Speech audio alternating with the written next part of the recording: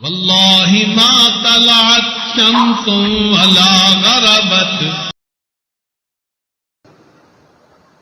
جب اسماعیل علیہ السلام کی عمر 7 سال یا 13 سال ہوئی، بعض مفسرین نے 7 سال لکھا ہے اور بعض نے 13 سال لکھا ہے، تو ابراہیم علیہ السلام نے 8 ذی الحجہ کو خواب دیکھا کہ میں اپنے بیٹے کو اللہ کے نام پہ ذبح کر رہا ہوں. اب جیسے بندہ خواب دیکھتا ہے نا تو سارا دن سوچتا رہ جاتا ہے کہ یہ کیسا خواب تھا.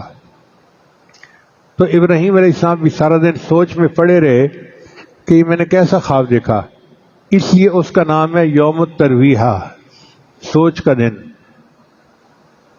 پھر 9 تاریخ کو 9 ذی الحجہ کو انہوں نے پھر وہی خواب دیکھا.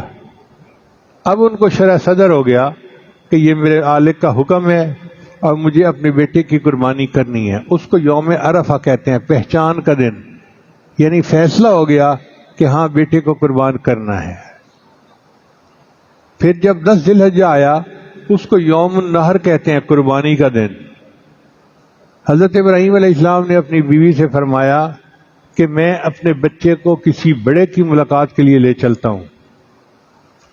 بی بی ہاجرہ نے بچے کو تیار کر دیا اور بچہ خوشی خوشی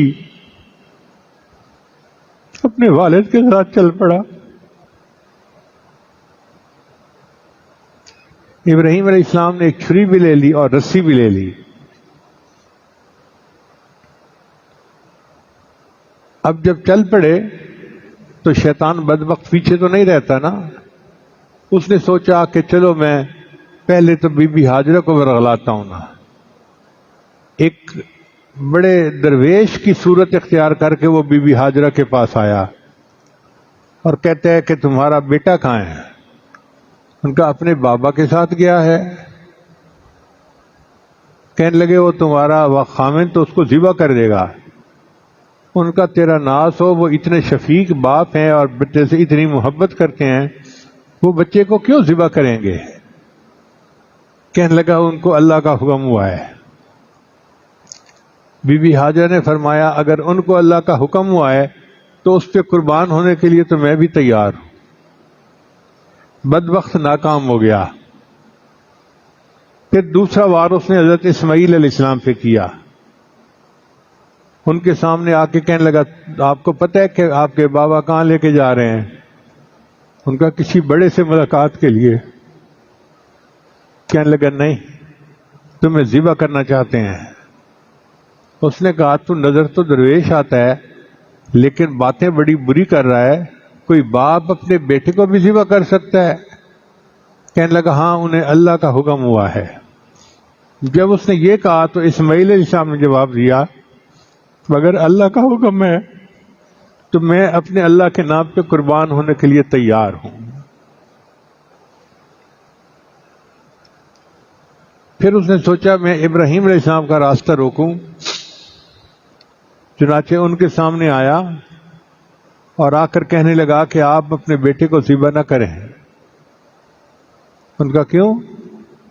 اس لیے کہ آدم علیہ السلام کے 2 بیٹوں میں سے ایک نے دوسرے کو قتل کیا تھا اور اس کا تذکرہ آج تک موجود ہے. پوری دنیا میں بدنامی ہوئی. آپ بیٹے کو ذبح کریں گے آپ کی پوری دنیا میں بدنامی ہوگی. ابراہیم علیہ السلام نے فرمایا کم بخت تو کون ہے کہ اس نے قتل کیا تھا اپنی نفسانی خواہش کی وجہ سے، اور میں بیٹے کو ذبح کر رہا ہوں اللہ کے حکم کی بنا پر. چنانچہ ابراہیم علیہ السلام نے پتھر اٹھائے اور اس کو مارے. وہ جو 7 پتھر تھے وہ جمرہ اولا بن گیا. پھر دوبارہ آیا، پھر منت سماجت کرنے لگا جی میرا مشورہ یہی ہے آپ میری بات مان لیں، میں آپ کے ساتھ خیر خواہی کر رہا ہوں. پھر ابراہیم علیہ السلام نے اس کو 7 پتھر مارے، یہ جمرہ وسطیٰ بن گیا. پھر اس نے تیسری اور آخری کوشش کی اور پھر بڑی منت سماجت کرنے لگا کہ جی آپ بڑے شفیق ہیں، بڑے مہربان ہیں، بچے سے بڑی محبت، آپ تو ساری زندگی اس کے لیے دعائیں مانگتے رہے اور اب تو آپ کی عمر 90 سال کے قریب ہو گئی ہے، اس عمر میں بچے کو ذبح کرنا تو کوئی اچھی بات نہیں ہے. ابراہیم علیہ السلام نے پھر اس کو کنکریاں ماری. تو یہ 3 جگہیں جو تھیں یہ جمرات کہلائے. آج بھی حاجی وہاں پر کنکریاں مارتے ہیں اور ابراہیم علیہ السلام کی سنت کو زندہ کرتے ہیں.